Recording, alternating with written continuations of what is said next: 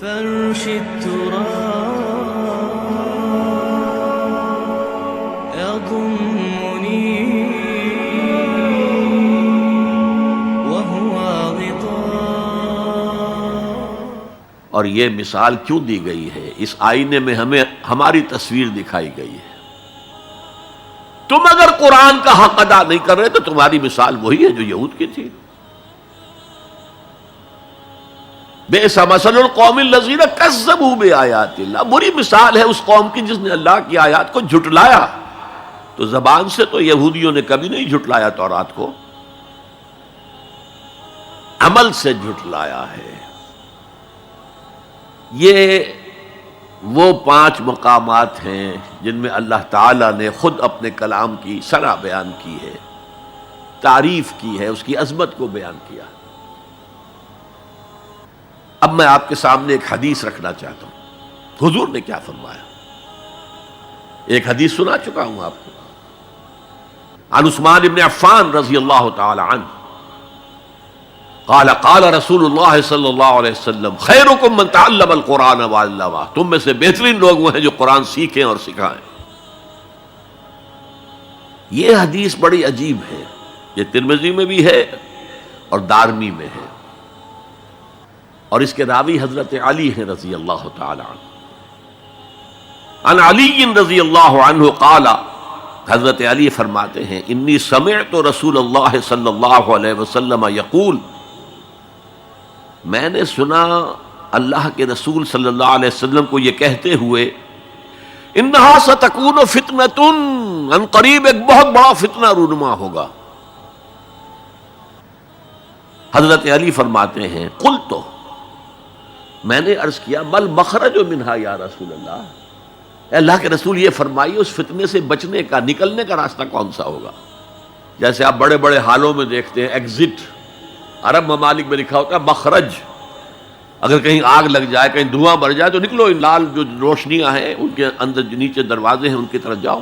یہ مخرج ہے جان بچانے کے لیے. یہاں ایک لحظہ توقف کر کے ہمارا اور صحابہ کا جو فرق ہے اس کو نوٹ کر لیجئے. اگر ہم ہوتے تو کیا پوچھتے؟ حضور یہ فتنہ کب آئے گا، کدھر سے آئے گا، کیوں آئے گا، کیا ہوگا؟ یہ سارے سوالات کرتے نا، جن کا عمل سے کوئی تعلق نہیں، معلومات ہے. حضرت علی نے کچھ نہیں پوچھا، بس آپ نے فرما دیا کہ بہت بڑا فتنہ ہوگا، تو بس ہمیں یہ بتائیے کہ اس سے نکلنے کا راستہ کیا ہے. اب سنیے حضور کی زبان سے قرآن مجید کی مدح. قال کتاب اللہ، فتنوں سے بچانے والی اللہ کی کتاب ہے. فیہ نبأ ما قبلکم، اس میں تم سے پہلے جو تھے ان کی بھی خبریں ہیں. قوم نوح اور قوم عاد اور قوم ثمود اور قوم مدین اور آل فرعون اور سدوم اور عمورہ کی بستیوں کے حالات ہیں کہ نہیں؟ وَخَبَرُ مَا بَعْدَكُمْ، اس میں تمہارے بعد جو آنے والے حالات ہیں وہ بھی درج ہیں. ذرا کھدائی کر کے نکالنا پڑتا ہے ورنہ حالات موجود ہیں. ایک اوپر کی چیز ہے، سامنے کی چیز ہے، ایک ذرا اندر سے کھدائی کر کے.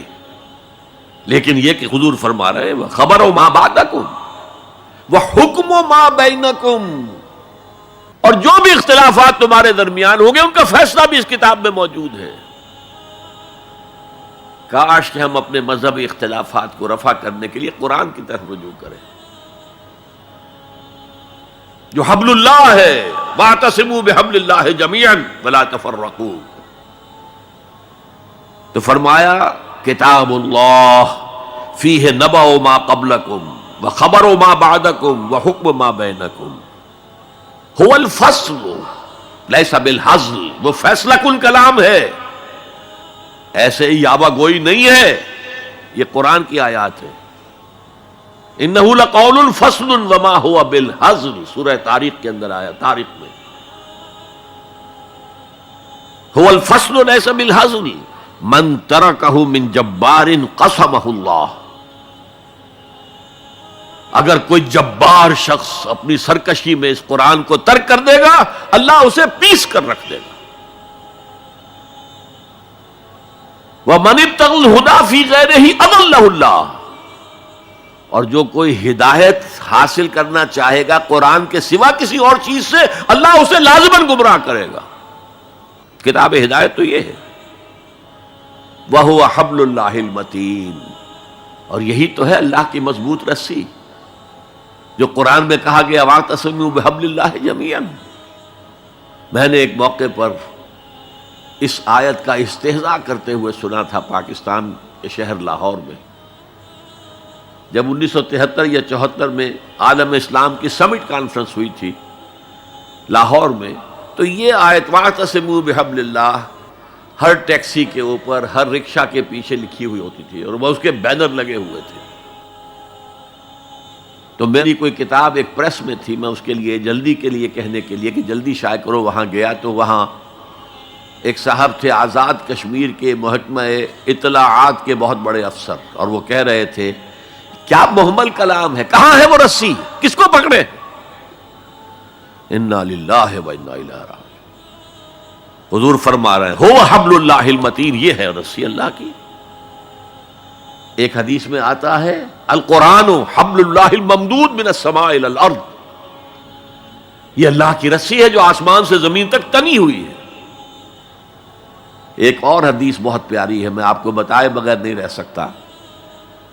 حضور اپنے حجرے سے برآمد ہوئے تو آپ نے دیکھا مسجد نبوی کے کونے میں صحابہ بیٹھے ہیں، قرآن کا مذاکرہ کر رہے ہیں. مذاکرہ ایک ہوتا ہے درس، ایک شخص بول رہا ہے دوسرے سن رہے ہیں، یہ نہیں، مذاکرہ آپس میں. حضور کے چہرے پر بشاشت کے آثار ظاہر ہوئے. آپ چل کر آئے، آپ نے ایک سوال کیا عجیب، الستم تشہدون، کیا آپ لوگ اس کی گواہی نہیں دیتے اللہ الہ الا اللہ وانی رسول اللہ ہے وہذا القرآن جاء من عند اللہ، کیا آپ لوگ اس کی گواہی نہیں دیتے کہ اللہ کے سوا کوئی معبود نہیں اور میں اللہ کا رسول ہوں اور یہ قرآن اللہ کے پاس سے آیا ہے؟ جواب کیا تھا؟ بلا یا رسول اللہ، بلا یا رسول اللہ، بلا یا رسول اللہ. اللہ کے رسول کیوں نہیں، ہم گواہی دیتے ہیں. اب فرمایا جس کے لیے میں نے یہ حدیث سنائی، فاستبشروا، خوشیاں مناؤ. جیسے ہم نے دوسرا جو تھا سورہ یونس کی آیات فبذالک فلیفرحوا، خوشیاں مناؤ، جشن مناؤ اس قرآن پر. فاستبشروا، تو بشارتیں حاصل کرو. فإن هذا القرآن طرفه بأيديكم وطرفه بيد اللہ، اس قرآن کا ایک سرا تمہارے ہاتھ میں، ایک سرا اللہ کے ہاتھ میں. تو فرمایا هو الذکر الحکیم، جو قرآن کہتا ہے ذکر کرو ذکر کرو، کھڑے بیٹھے، سب سے بڑا ذکر قرآن ہے. ہم بیٹھ کر ضربیں لگا رہے ہیں، پتہ نہیں کیا کرتے ہیں، کوئی وظائف پڑھ رہا ہے. سب سے بڑا ذکر جسے قرآن الذکر کہتا ہے، انا نحن نزلنا الذکر وانا لہ لحافظون، دی ذکر وہ قرآن ہے. هو الذکر الحکیم وهو الصراط المستقیم. اور تم نماز کی ہر رکعت میں کہتے ہو اہدنا الصراط المستقیم، وہ صراط مستقیم تو اللہ نے تمہیں دے دیا ہے، یہ قرآن ہی تو ہے صراط المستقیم.